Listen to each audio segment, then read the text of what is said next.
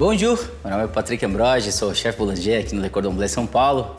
Muito feliz de estar aqui com vocês hoje para apresentar uma receita que se tornou um clássico das padarias brasileiras, sonho.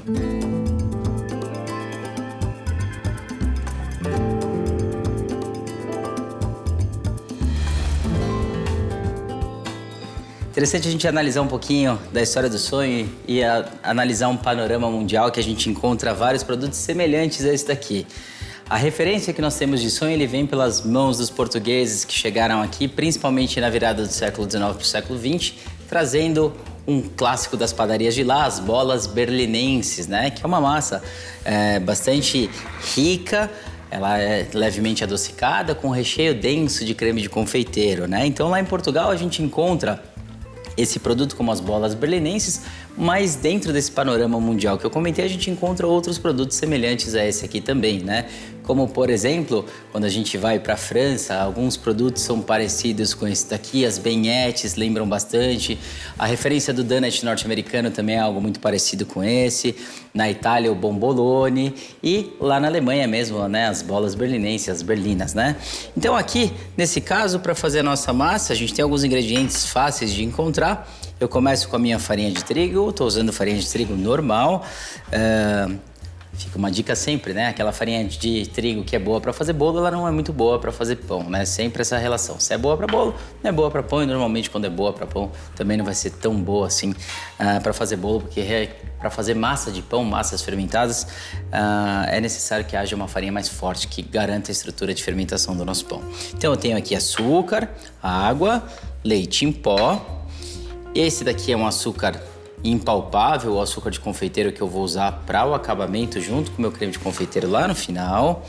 Eu tenho o fermento biológico seco, mas poderia ser o fermento biológico fresco, é só dobrar essa quantidade aqui na receita. Sal, gema de ovos e manteiga, tá? Manteiga sempre evita deixar ela muito gelada, porque demora um pouquinho mais de tempo para ser incorporada à nossa massa. Então, para a gente começar essa receita, a gente vai seguir o passo básico das receitas de pão, onde eu vou começar sempre com a adição dos secos e eu vou ter o cuidado de separar esses dois elementos, sal e fermento. Quando o fermento vai no começo, o sal vai mais para o final. Quando o sal é que vai no começo, o fermento fica mais para o final. Então a gente nunca conecta esses dois elementos ao mesmo tempo, separa o momento da adição desse produto, tá? Eu vou começar então com a farinha de trigo, toda a farinha. Vou colocar aqui dentro também o açúcar, o leite em pó, então os secos, exceto o sal. Sal, eu vou tirar ele de cena, vou colocar ele aqui do lado, junto com a manteiga, que também não vai entrar nesse primeiro momento, tá? A gente não coloca a gordura no começo para ela evitar, ou melhor dizendo, que ela encapsule o grão de farinha, reduzindo assim a formação da estrutura de glúten, tá? Então eu coloquei os secos, exceto o sal, também tirei a manteiga de cera, eu vou colocar todo o meu fermento biológico aqui, se fosse o fresco também colocaria neste momento. A gema vai antes da água, gema ou ovo inteiro, enfim.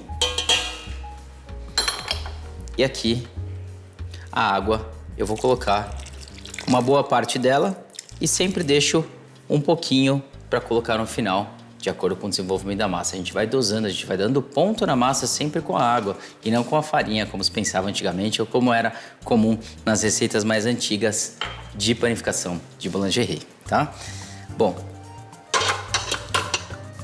ingredientes na minha batedeira. Eu vou trabalhar essa massa agora na velocidade 1.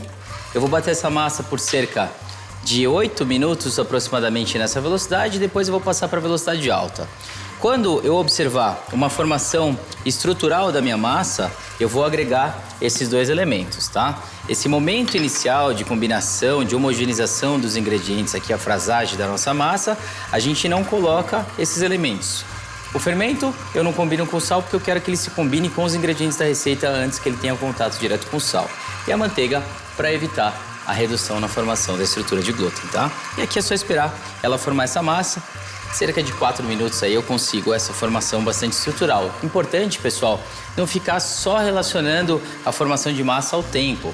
Massa não usa relógio, né? Então a gente tem que observar. Enquanto eu estiver com farinha solta, ela não tiver com uma massa estruturada, uma peça única, uma estrutura homogênea, eu não coloco esses dois elementos. Assim que ele formar massa, aí sim eu vou agregar o sal e a manteiga. Esses aqui agora, por enquanto, eu vou tirar e vou deixar só esses elementos aqui ao meu lado. Esperar que essa massa chegue onde eu quero.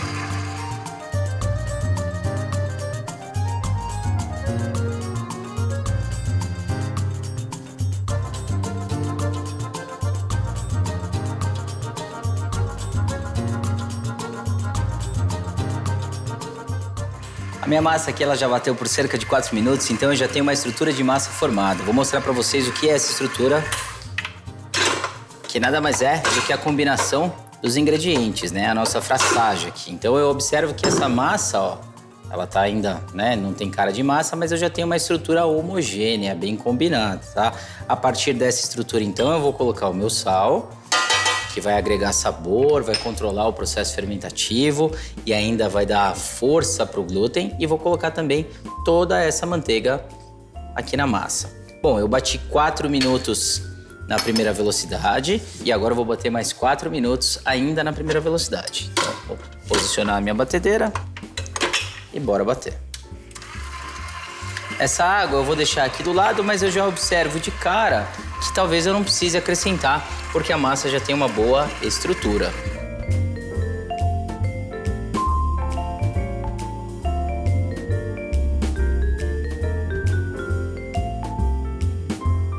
Passados cerca de 8 minutos aqui, eu já consigo observar que minha massa ela tem uma boa estrutura, a manteiga foi toda absorvida, esse processo aconteceu sempre em velocidade baixa, para que a gente não estresse essa massa e nem gere calor.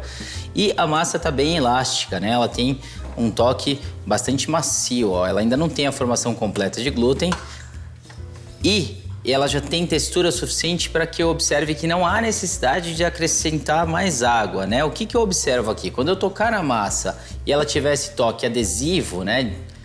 Essa certa adesividade, que ele fica meio grudento, é um bom indicativo que não cabe mais água na minha formulação, né? Então, tocou na massa, observou esse toque adesivo, ó. Não coloque mais água, porque se colocar água, ela não vai chegar no ponto ideal para essa massa aqui, tá? Então a minha sobrou um pouquinho de água que eu não vou adicionar na minha receita. E vou continuar o processo de batimento agora, porém para dar o ponto, numa velocidade um pouquinho mais alta. Eu vou subir um pontinho aqui na velocidade, ó. E vou bater por mais 4 minutos aproximadamente. Então foram 8 minutos na velocidade mais baixa, sendo que com 4 minutos eu acrescentei o sal e a manteiga. Bati por mais 4 minutos para que a manteiga fosse incorporada e agora, na segunda velocidade, eu vou trabalhar somente para dar o ponto nessa massa.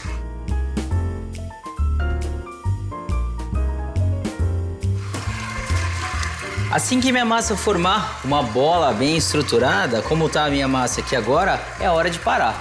Então, durante aquele processo de batimento, ela foi estruturando a nossa massa e agora chegou onde eu preciso. Para a sua máquina. Agora eu vou tirar essa massa daqui. Para colocar a massa aqui na minha bancada, eu sempre ponho um pouquinho de farinha na mesa de trabalho para evitar que essa massa venha colar aqui, né? Então, é só um pouquinho de farinha mesmo, é só uma camada delicada para que ela não se conecte à mesa. E com a ajuda de uma espátula, então, eu vou virar a massa. Ela ainda está bem elástica, mas ela já tem uma estrutura bem formada. Eu vou mostrar para vocês como fica essa massa agora. Assim que a gente tira a massa, é importante observar se ela tem a estrutura de glúten bem formada. O indicativo dessa estrutura de glúten é você tirar um pedacinho dessa massa e verificar se ela tem textura elástica, extensível e ainda se eu observo a rede que nós conhecemos como véu de glúten, tá? Então, para isso, a gente abre a massa delicadamente aqui, de modo que eu enxergue esse véu de glúten, ó. A gente consegue abrir bem, a massa fica super translúcida aqui, ó. Tá bem bonita essa massa, tá? Do jeito que eu preciso para trabalhar minha massa, tá? A gente quase enxerga através da própria massa. Então, ela tá pronta para seguir para o próximo passo. O que eu vou fazer é organizar essa rede de glúten, fazer um boleamento com essa massa Então eu jogo as extremidades da massa para dentro, viro ela e vou bolear. E deixar ela bem redondinha, com a superfície bem dura, né? Esse movimento de boleamento a gente organiza a estrutura do glúten e ainda aumenta a tensão na superfície. Então agora ela tá bem durinha, ó, do jeito que eu preciso. E eu vou descansar essa massa por 30 minutos no processo que nós conhecemos como pontagem ou fermentação em bloco. Eu já tenho uma massa descansada que já relaxou e está pronta para trabalhar. Por que eu descanso esse processo inicial? Para iniciar a fermentação e ainda permitir que essa massa fique mais facilmente manipulável, tá? Então aqui ela tá do jeito que eu preciso. Eu vou pegar uma massa já descansada.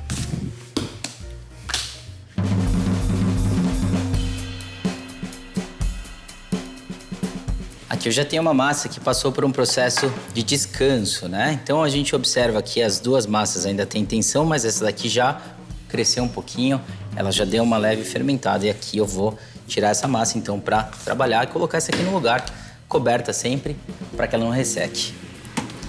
Vou deixar aqui no meu armário de fermentação e agora eu vou trabalhar com essa massa. Importante é deixar ela coberta para que ela não resseque durante esse processo de pontagem, esse processo da fermentação em bloco. E essa massa aqui, eu vou cortar ela em pedaços, em porções, em peças de 40 gramas, tá? Quando a gente fala de sonho, né, sonho de padaria, existem tamanhos diversos para esse mesmo produto. Eu vou fazer ele com corte com 40 gramas, que ele fica com um tamanho bacana, que dá para você comer mais de um sem ficar enjoado, né? Porque para mim, pelo menos, ele é um produto que remete à infância e que eu gosto bastante dessa relação de produto.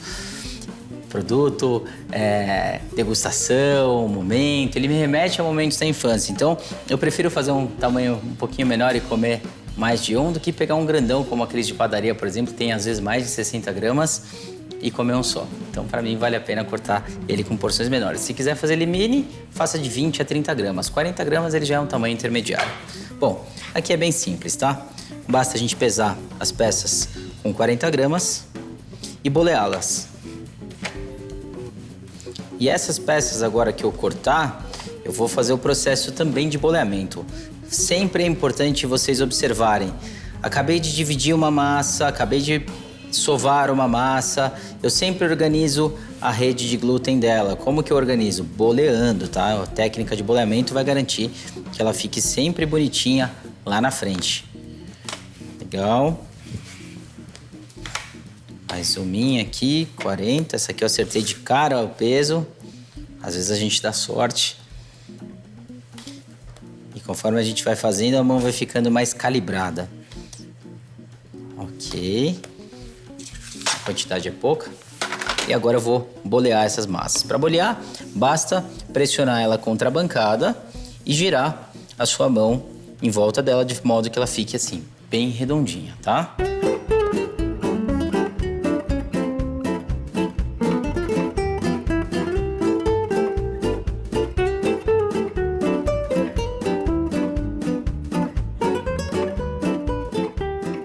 Pronto. As minhas peças agora estão todas boleadas com o mesmo porcionamento. Então, só para a gente relembrar aqui a técnica, essa massa vai descansar por 20 minutos, depois eu vou boleá-la novamente para organizar e aí eu vou colocar ela sobre uma assadeira. No meu caso, eu estou utilizando sobre essa assadeira um tapete de silicone. Posiciono as massas aqui em cima e coloco essas massas aqui para descansar. Durante esse descanso, então passou 20 minutos, bolhei de novo, coloquei aqui, ela vai crescer por 1 hora em temperatura ambiente, coberta com plástico para que ela não resseque. E agora, ela estando coberta, ela está pronta para o processo de pré-cocção. Olha a diferença de tamanho dessa para essa, tá? O que 1 hora, 60 minutos ali fazem de diferença para o crescimento da massa. E agora a gente vai pré-assar antes do processo de fritura dessa massa. Aqui no meu forno eu estou usando 160, em casa pode usar um pouquinho a mais, 170 a 175. E vai ser um processo só de pré-cocção. Assim que ele começar a ficar dourado, eu tiro ele do forno. Enquanto o meu forno está aquecendo e essa massa vai ser levada para o processo de pré-cocção, eu já vou aquecer o meu óleo, porque assim que ela sair do forno, eu já vou fritar essa massa direto.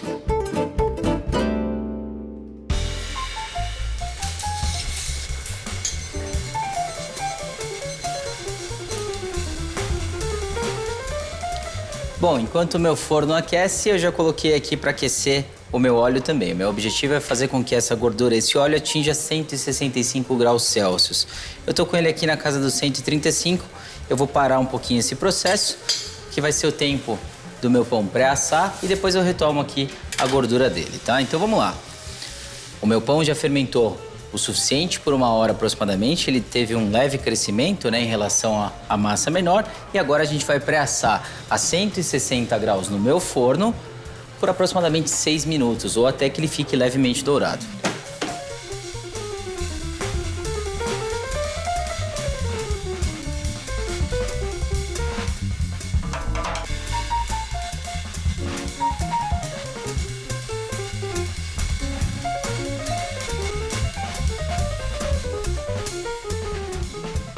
Aqui eu também vou organizar a minha estrutura, a minha praça de fritura. Então eu tenho óleo aquecendo, eu tenho uma escumadeira que vai me auxiliar na hora de tirar essas massas daqui de dentro, esses pãezinhos daqui de dentro. E eu tenho também uma grade que vai servir para escorrer o excesso de óleo e depois eu vou secar ele num papel que seja absorvente para tirar qualquer resquício de óleo que tenha ficado no nosso pão, e depois a gente coloca novamente na grade para que ele resfrie por completo. Então aqui minha praça está pronta e ele já começou o processo de pré-cocção do nosso pão.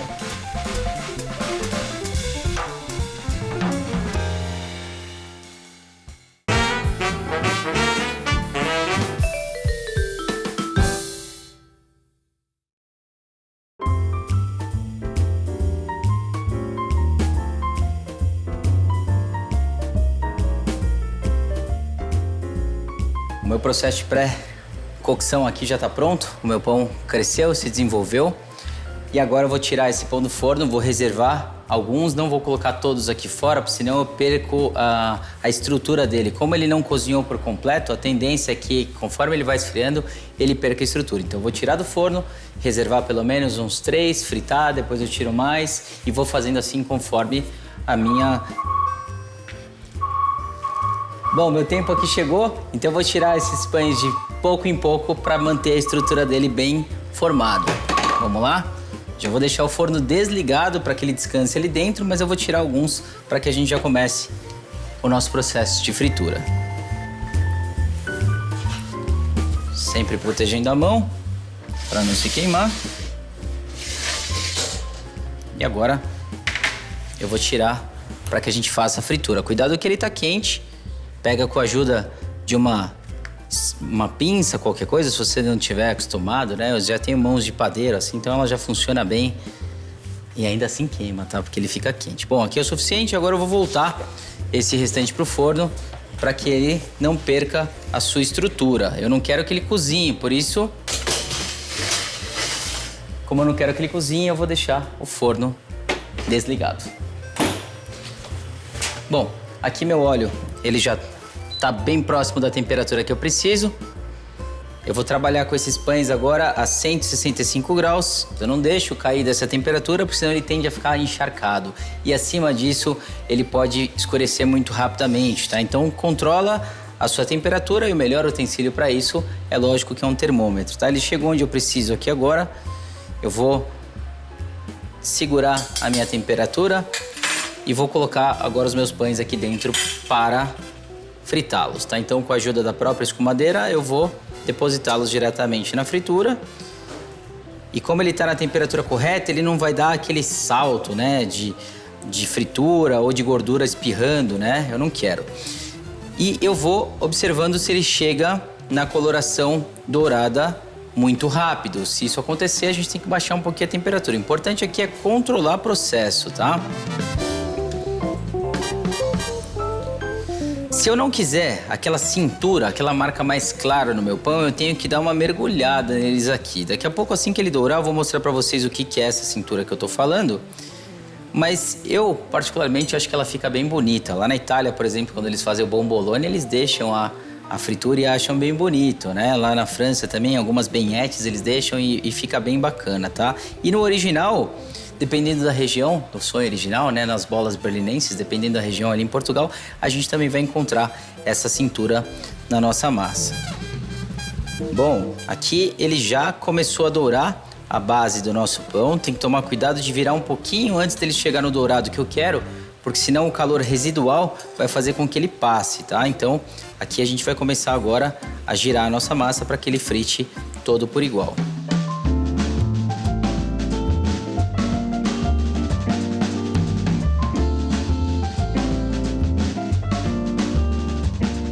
Eu fiz a fritura aqui aos poucos, como eu comentei que faria. É importante que a gente faça essa fritura aos poucos para manter a estrutura do nosso pão. E aqui, na última peça, eu deixei para mostrar para vocês a linha de cintura, né? O que a gente permite que ele fique quando eu quero esse efeito, né? De escuro, claro, escuro. Eu gosto desse efeito que vocês vão ver na aplicação do recheio, como isso daqui tem um papel bastante importante, tá? Eu não vou fritar todos porque eu quero dar continuidade, eu tô louco para provar como estão esses sonhos aqui, então vou mostrar a continuidade da nossa receita. Bom, importante que depois do processo de fritura, eu já vou colocar a minha gordura para longe de mim, para que eu não corra o risco, de repente, de bater a mão nela. E aí, essa massa, agora esse pão, ele vai resfriar sobre grade, permitindo que o excesso de gordura também escorra. E antes de finalizar, eu ainda vou dar uma secada nele com papel, tá? Isso é bastante importante para que a gente garanta aí que ele fique bem sequinho, né? Eu não quero comer, por exemplo, um sonho encharcado, então eu vou deixar ele aqui bem sobre a grade, resfriando um pouquinho, e assim que ele esfriar, eu passo um papelzinho para garantir que ele ficou bem sequinho.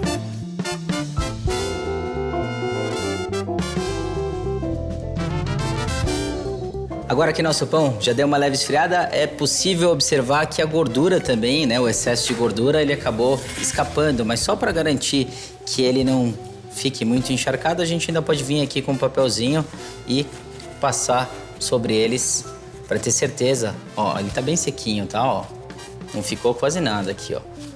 Só para garantir que ele ficou do jeito que eu preciso. Antes de aplicar o recheio, também é importante que esse pão esteja completamente frio. Se ele estiver quente, assim que eu aplicar o recheio, ele vai se perder. E agora eu vou proceder com a montagem do nosso pão.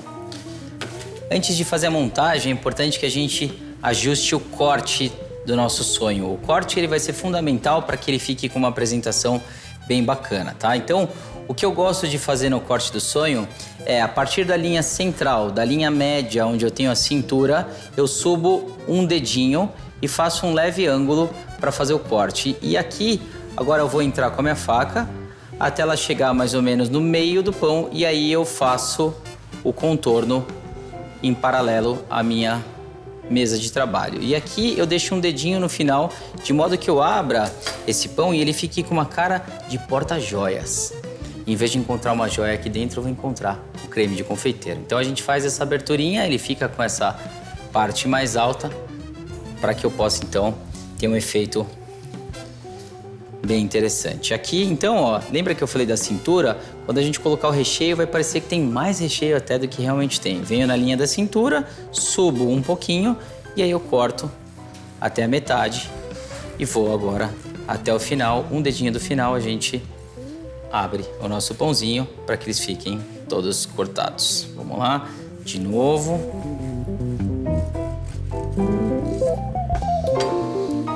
Muito bem, agora os nossos pães já foram cortados e agora eu vou recheá-los com o nosso creme de confeiteiro. Então eles estão prontos aqui para receber o recheio.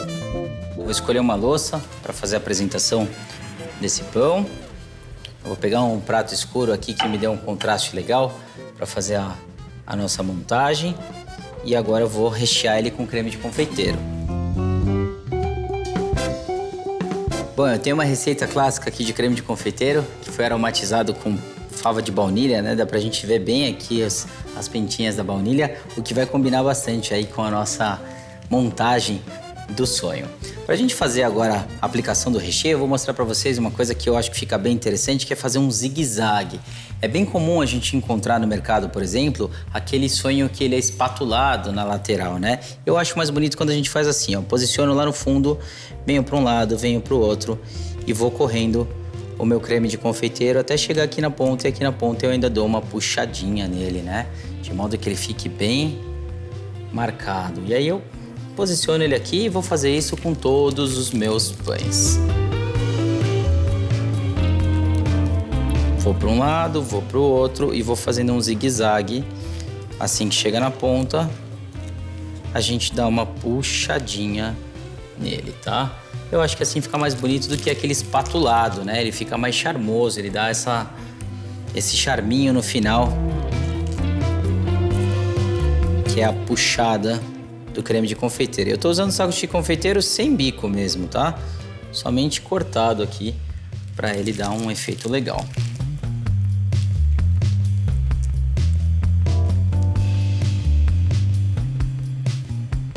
Pronto. Fiz todos os meus pãezinhos, agora eu vou aplicar o açúcar e empratar para vocês, para mostrar como ele fica interessante. Agora, para finalizar, eu vou aplicar uma leve camada de açúcar. Aqui eu estou usando açúcar impalpável.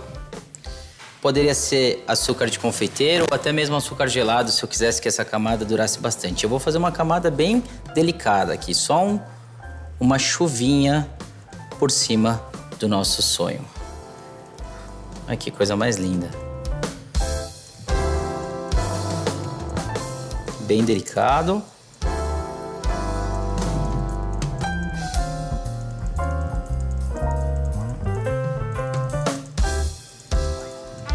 Pronto. Estão prontos agora para a gente colocar no prato e fazer a degustação desse produto. Vou tirar ele com cuidado daqui, posicionar no prato, com a ajuda de uma espátula. Eu faço isso. Posiciono todos eles aqui no prato. Se quiser ainda dar mais uma corrigida final aqui, eu posso vir aqui no prato mesmo e dar só mais uma corrigida de leve. Limpo o prato e tá pronto para degustação.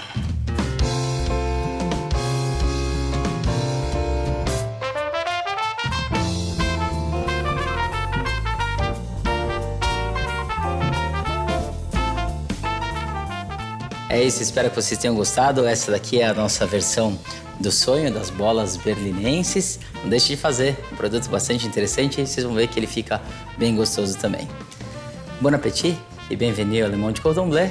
Não perca, no próximo episódio, um dos nossos chefes vai apresentar uma receita incrível. Eu vou degustar um aqui e até a próxima. Merci, au revoir.